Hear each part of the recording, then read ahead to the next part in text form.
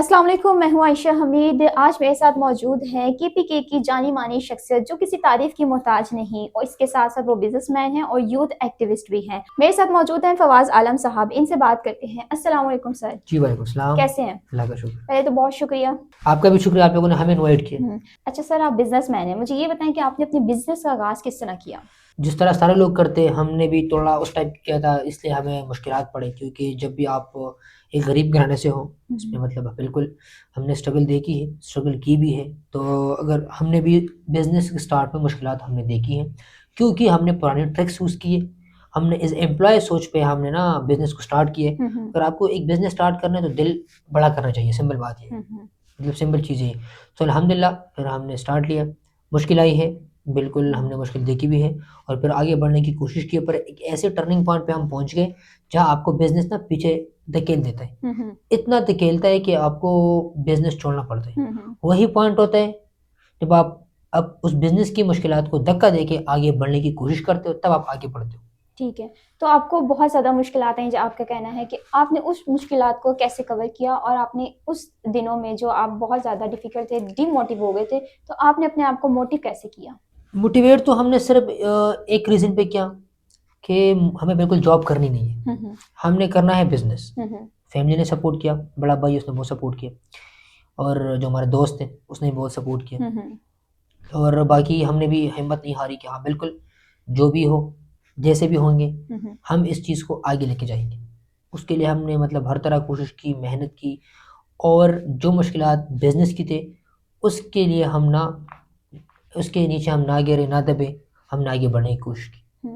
तो जो आजकल के नौजवान हैं, उनको आप क्या तरकीब देंगे कि वो अपना कारोबार या बिज़नेस कैसे करें? मैं जहाँ भी जाता हूँ मतलब किसी कोई प्रोग्राम वगैरह में या किसी चीफ गेस्ट जाता हूँ, मतलब फुटबॉल की या क्रिकेट टूर्नामेंट्स की होती है, मतलब जहाँ भी मतलब जो भी केपीके में खेलों के मैदान में वहाँ मैं जाता हूँ। वो लोग मुझसे सवाल करते हैं जितने भी मतलब यंग नौजवान है, वो पूछते हैं कि आपने सर बिज़नेस कैसे स्टार्ट किया? नौजवानों के लिए बिज़नेस के मौके हाँ, क्या हैं? बिल्कुल।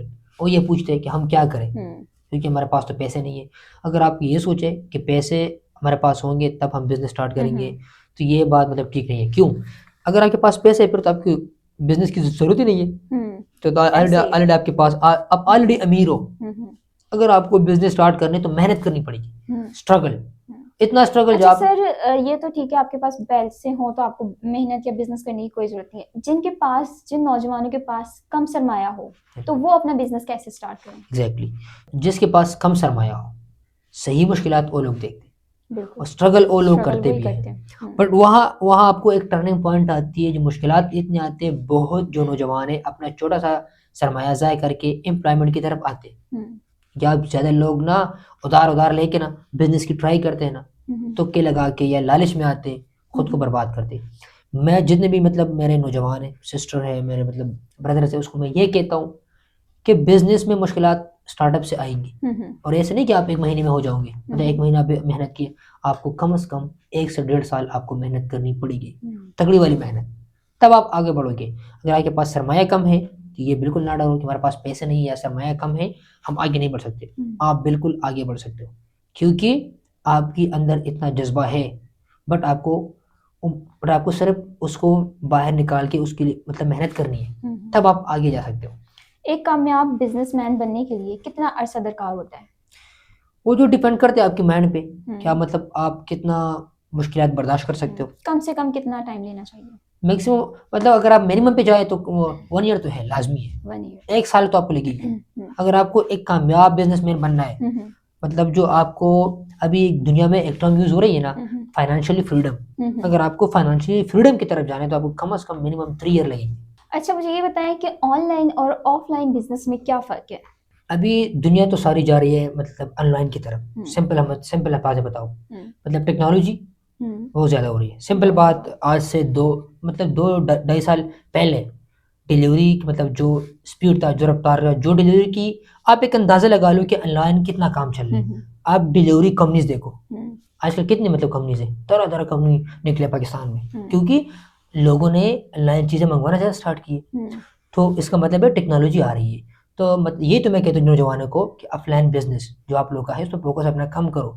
अब ज़्यादा आप आ रहे हो ऑनलाइन की तरफ, क्योंकि अगर 2030 तक 2030 तक जिस भी नौजवान ने, जिस भी इंसान ने ऑनलाइन या टेक्नोलॉजी में हाथ पाँव कुछ ना कुछ भी मतलब लगा लिया, तो डेफिनेटली वो कामयाब होगा। तो इसलिए हम बोले अभी ऑनलाइन की तरफ आ जाओ, टेक्नोलॉजी की तरफ आ जाओ।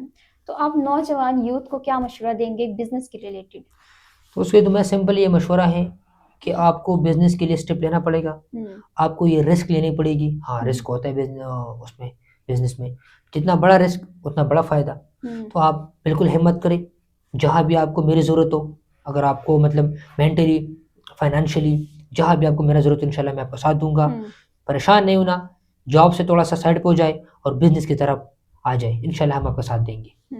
अच्छा, मैंने सुना है आप यूथ एक्टिविस्ट भी हैं, तो यूथ के लिए आप क्या फ़राइज़ से अंजाम दे रहे हैं? जिस तरह आपने क्वेश्चन किया कि आप यूथ एक्टिविस्ट हो, तो बिल्कुल मेरा इस तरफ मतलब आने का कोई मतलब इरादा नहीं था। आज से एक डेढ़ साल पहले, तब जब मैंने अपने नौजवान को देखा, जो हमारे सिस्टर है, ब्रदर्स, उसको मैंने देखा कि मतलब कितनी मुश्किलात में हो, फिर मैंने सोचा कि हाँ, अल्लाह ने मुझे एक मुकाम दिए, मतलब मैं ख़ुद को फाइनेंशियली सपोर्ट कर सकता हूँ, तो मैं क्यों इस यूथ के लिए कुछ ना करूँ।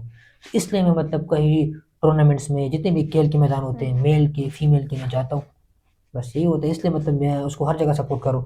जो मेरा बिजनेस है उन लोगों को मैं सिखा रहा हूँ कि जो मैं कर रहा हूँ, जहाँ से मैंने अर्निंग की है, अगर आज मतलब मैं हर जहाँ मैं जाता हूँ मैं ये कहता हूँ कि अगर यहाँ आज मैं एज ए चीफ गेस्ट आया हूँ, तो कल आप भी आ सकते हो, क्योंकि आपको अर्निंग करनी है, वो भी ऑनलाइन बिजनेस हो। मतलब सिंपल बात है, बिजनेस जॉब से आप जॉब करके ना आप कहीं भी चीफ गेस्ट या आप कहीं भी किसी को इनाम देंगे या किसी को सपोर्ट नहीं कर सकते। डेफिनेटली जॉब का तो एक लिमिटेड सिस्टम है, आपका एक ट्रैक है, आप उस पर चलना है। थोड़ी सा अगर आप थोड़ा सा भी ट्रैक से हटे ना, फिर आपका पूरा महीने का जो बजट है ना खराब हो जाता है। ऐसे। अच्छा, नौजवान को एक अपना कैरियर बनाने के लिए क्या चैलेंजेस आते हैं? एक नौजवान को अगर वो अपना करियर बनाना चाहते हैं, पहला स्टेप उसका ये ना होना चाहिए, आफ्टर मैट्रिक करें, बिजनेस की तरफ जाना स्टार्ट करें। ये लाजमी नहीं कि आप डायरेक्ट बड़ी गाड़ी ले लो, बड़ी कंपनी स्टार्ट करो। कोई भी बिजनेसमैन ऐसा नहीं है जिसने स्टार्ट मतलब बड़ा बिजनेस से लिया। हर बंदा स्टार्ट जीरो से लेते हैं। उसको चाहिए कि वो अपना बिजनेस आइडियाज उसको थोड़ा थोड़ा प्रैक्टिकल करके आना स्टार्ट हो जाए, तब अब वो आगे बढ़ सकते हैं। लेकिन आजकल के नौजवान तो ये सोचते हैं कि हम जितनी तालीम हासिल करेंगे उतने बड़े रैंक पे जाएंगे। नहीं, आप जितने भी बड़े रैंक में हो, गवर्नमेंट जॉब जितने भी बड़े रैंक हो, चाहे आपका 18 से 20 21 भी हो जाए, आप फिर भी आपको हम बोलते जॉब वाले बंदा। एक रिमोट कंट्रोल, सिंपल बात है, आपका एक ट्रैक है, चाहे आपकी सैलरी 10 लाख क्यों नहीं है, बट ये एक हदीस भी है कि तिजारत में बरकत होती है, बिजनेस आपको करनी है। तो इसलिए मैं कहता हूँ आजकल जो पाकिस्तान का सिस्टम है, जो महंगाई चली है, इसके लिए तो मतलब आपके लिए business is a first priority.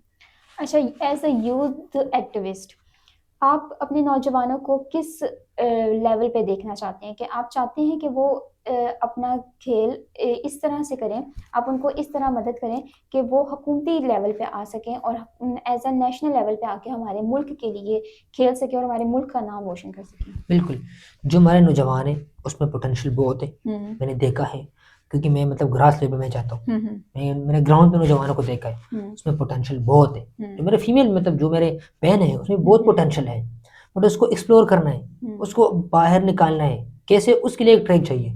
इसलिए मतलब मैं गवर्नमेंट के ऑफिशियल हैं उससे मैं 2-3 मरतबा हमारी मीटिंग हुई है, उसको हमने यही बोला था कि प्लीज़ जो जितने भी हमारे नौजवान हैं इसको अच्छा सा ट्रैक दे दो। अगर आप ये सोच रहे हो ना, आपका नारा ये होता है स्टेज के ऊपर कि हम जॉब देंगे, सो प्लीज़ उसको जॉब की जगह थोड़ा सा बिजनेस का रास्ता दे दे, एक ट्रैक दे दे बिजनेस का। तो ये एक स्टेप हो सकता है उनके लिए कामयाबी के लिए। बिल्कुल। अच्छा, जो नौजवान हमारे जो एक खेल की तरफ आ रहे हैं, उनका आपने बोला कि पोटेंशियल है, उनको बहुत ज़्यादा जज्बा है, जुनून है, आप उनमें क्या अपना किरदार अदा कर रहे हैं? उनको कैसे हेल्प आउट कर रहे हैं? जी, अल्हम्दुलिल्लाह हम तो अभी भी सपोर्ट कर रहे हैं, जाते हैं उसके साथ ग्राउंड पे बैठ के, उसके साथ मतलब मिल-जुल के इसको हम हौसला देते हैं। जितना मतलब हमसे होता है एज़ अ फाइनेंशियली हम उसको सपोर्ट करते हैं, मेंटली सपोर्ट करते हैं। इंशाल्लाह आगे भी हमारा ये सोच है कि हम बिज़नेस का मौके इन नौजवानों को दें, बट ऑलरेडी हम जितना कर रहे उसके लिए भी अल्लाह का शुक्रगुज़ार है कि हम नौजवानों के लिए कुछ कर रहे हैं। इंशाल्लाह आगे भी हमारा इरादा है, हम अपने नौजवानों को सपोर्ट करेंगे। तो नौजवान माशरे के लिए रोल मॉडल बन रहे हैं। एग्ज़ैक्टली। ऐसी है। जी नाज़रीन, आज के पॉडकास्ट में हमने जाना फवाज़ आलम से कि उनके बिज़नेस का क्या राज़ है, उन्होंने वो इतनी सक्सेस कैसे हासिल करी। मिलते हैं नेक्स्ट पॉडकास्ट में, हमें देखने का शुक्रिया, तब तक के लिए अल्लाह हाफ़िज़।